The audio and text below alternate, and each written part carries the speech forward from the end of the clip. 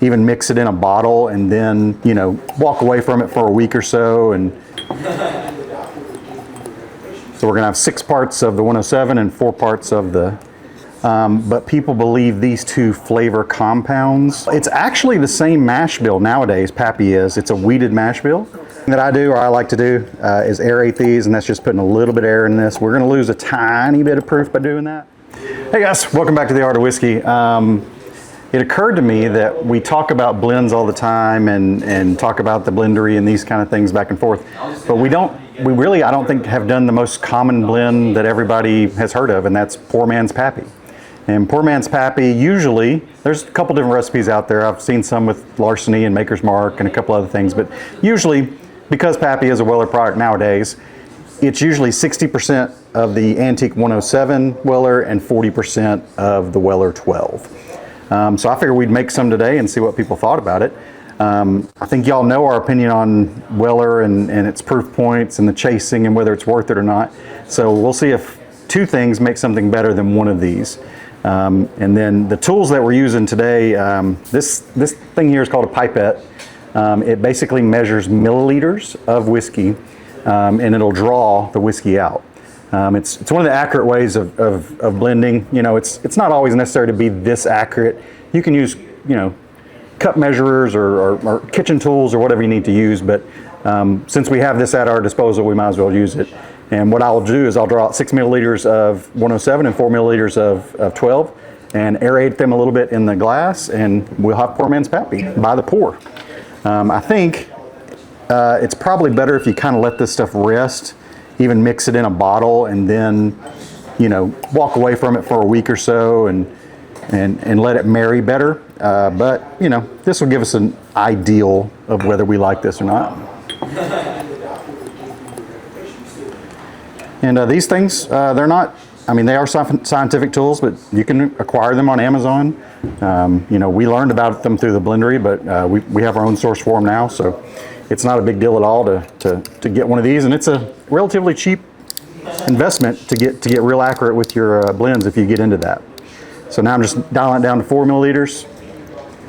So we're gonna have 6 parts of the 107 and 4 parts of the Weller 12. Got to get a little tilt on this one. So they call it Poor Man's Pappy because it comes Weller's same company, or? Well, it's actually the same mash bill nowadays. Pappy is. It's a wheated mash bill, but people believe these two flavor compounds resemble a Pappy 15 the most, and that's why they call it Poor Man's Pappy. You can acquire these bottles MSRP for under $100 each, obviously, but even secondary wise, you're talking $100 and maybe 125, so $225 total. Whereas a Pappy's 15 is going to cost you somewhere around $1,500 to $1,800 on secondary.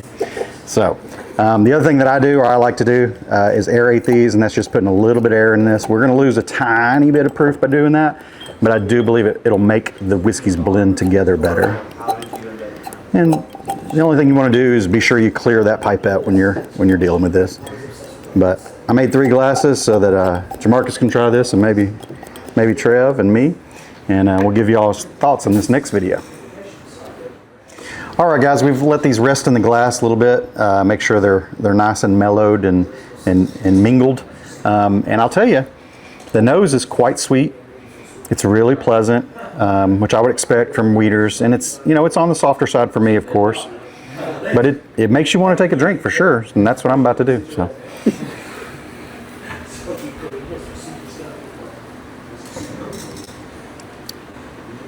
Okay,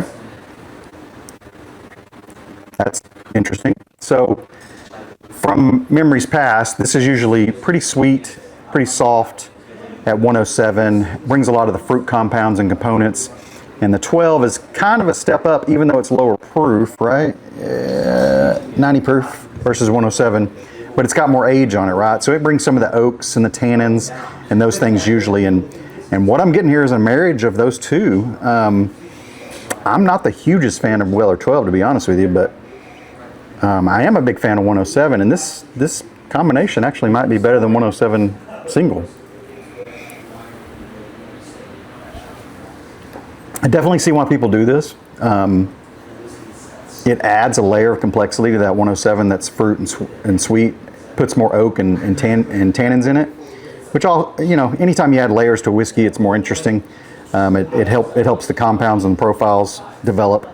As far as comparing this to a Pappy, unfortunately we don't have one of those today. There'll be a time and a place for that for sure, but I just wanted to try to do a blend that is synonymous around the internet and synonymous in the blending community, and I didn't think these guys had tried it yet. And what we may end up doing is drinking a little of this Weller 12 down tonight and combining these two bottles, letting it rest in the bottle, and then find a Pappy 15 to compare that to. And let me ask you this, based off your own personal experience, does it kind of resemble a Pappy 15? It does. I think the 15 is more balanced and doesn't have any harsh edges, where this has a few. And that may be a thing where it needs to sit in the bottle and mellow a little bit longer than the 5 minutes that we gave it. Time will tell on that. But it's obviously the same mash bill between Pappy 12 and 107. It's just how they're stored, entry proof, and how they bottle it that makes it different. So there's obviously going to be some similarities, but it does feel familiar. Yeah. It's been a couple of weeks since I've had Pappy, but I get the resemblance, but I would have to A/B them to know if it was close or not. Gotcha. And I do think that some time in the bottle, marrying, leaving it alone would help it improve. And what is it that makes Pappy so special? Because you hear, even when I used to work in the restaurant industry, everybody would go crazy about Pappy. Bland's was another one. We're not going to talk, this is not a Bland's video, but people would always ask, you guys have Pappy? Yeah. And we always had them stored away, and our sommelier would have to serve it and all that kind of stuff like that. What is it that makes Pappy so special? It's an excellent whiskey. I'm not gonna say it's not good. It is. The problem is it became super rare and limited, and everyone wanted it, and that made the price go up, and it made the price go up so prohibitively that someone wanted to search for an alternative, and the alternative were these, because guess what? They're the same mash bill at different ages. So that's why these became shorthanded, is because of the popularity of Pappy. There's always got to be one, they say, and the one for bourbon lovers is Pappy. It's the the piece de la resistance. If you bring somebody new into your house and they don't have a lot of bourbon experience, say, hey man, you got any Pappy? They want to know if you have what they think is the best bottle. But we've definitely found out that it's definitely not the best bottle out there. It's a good bottle, but it's not worth the hype and the chase and everything to that. And I've told y'all my story before. Lucky enough, early in my journey, I was taken to Kentucky. Someone bought me the entire flight of Pappy, including the rye, and I got to try them all. And while I thought they were great, once I put value to dollar and taste, they were nowhere near that. So I never really chased them. Every now and then I'll come across them. I'll enter a raffle or something like that, and I have the opportunity to get one. And sometimes I'll buy them because people ask for them, and people want to experience that in their bourbon journey. And I understand it. I did too. And we don't have a place here where you can go buy a flight of Pappy. So if you haven't tried it, I definitely say it's worth a pour. I don't know if I would chase the bottle.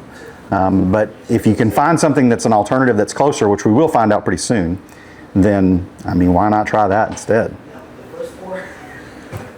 We just made what is considered poor man's Pappy. It's poor man. Yeah, 60% Weller 107 and 40% Weller 12, which is the same mash bill as common day Pappy or everyday Pappy today.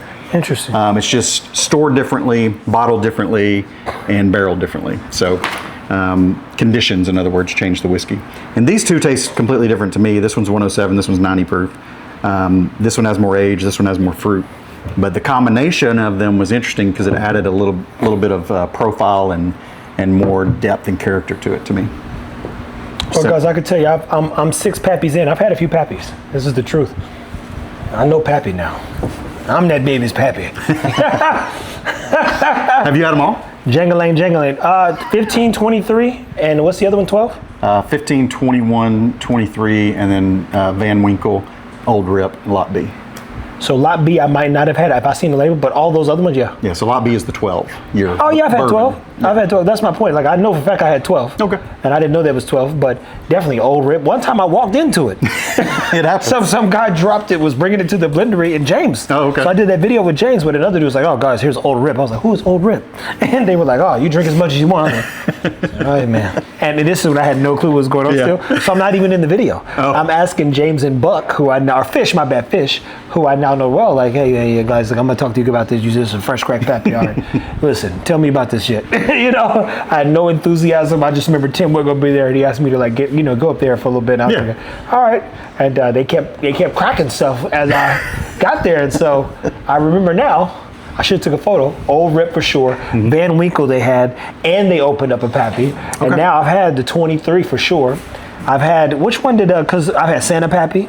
Yeah, that's older Pappy. That's kind of a different category. And even you woke up because James brought one in that you like. He was like, damn, what year was this? That was a 15, and I honestly thought I'd written 15 off in my book, and that was like, that one's pretty good actually. See, Pappy got his ass too. I know. Now you know who his daddy is. So, I got perspective. I say this is good. I don't know if the age doubles, or I feel like the age doubles in flavor. Yeah. But there's something there that I don't imagine that's in this or in this without these together. Right. And foundationally, it's tasty. I mean. Yeah, I mean it's a weeded mash bill profile from Weller that has some age on it. You know, it to me it's that between that 10 and 12, that Old Rip and that Lot B, and I know y'all in the comments, please. I know 10 and 12 are not Pappies. It doesn't become a Pappy till it gets 15, but for argument's sake here, it's all the same distillery. Hey, but for the most part, it's the same whiskey, just a little bit older, man. Oh yeah, a little bit older, a little different entry proof, and stored differently. There you have it. But and this is somebody figured this out, as I'm guessing. It's been around as long as I've known in the bourbon community. Like when you talk about blending, this is one of the first blends I ever heard of. Was mixing two bottles that already exist. Yeah. Yep. They should. Why don't they just put poor man's Pappy on a bottle and sell that? They should. What are they doing? But they can't make enough of either one of these either. So. Well, they can. Well, they can't. They choose not to. They get sold. Let's be real. They choose not to. There we go, people. I was there. I know how many barrels that they make and pour and fill. They fill almost 2,200 barrels a day. Yeah. At Buffalo Trace. Like they're filling that many, man. I seen the thing. I took photos in there. And barrels like this. Yeah, with their new still, they'll be #1 in production soon. And they want you to know they have the biggest still in the world. We've got the biggest still. You're like, maybe. I haven't seen the other ones. At anywho, anything else that we should know about the poor man's Pappy? No, I think if you've got these two bottles, you should try it. You know, 6 parts, 4 parts. You know what? We've got to compare it to Pappy. Well, that's what we were saying. So I think we're going to drink this 12 down a little bit. We'll make a good mixture and let it rest in the bottle for a little bit and mellow. Yeah. And then we'll get a 15 over here and compare it side by side blind. And get this, I know a guy. Yeah. Got whiskey.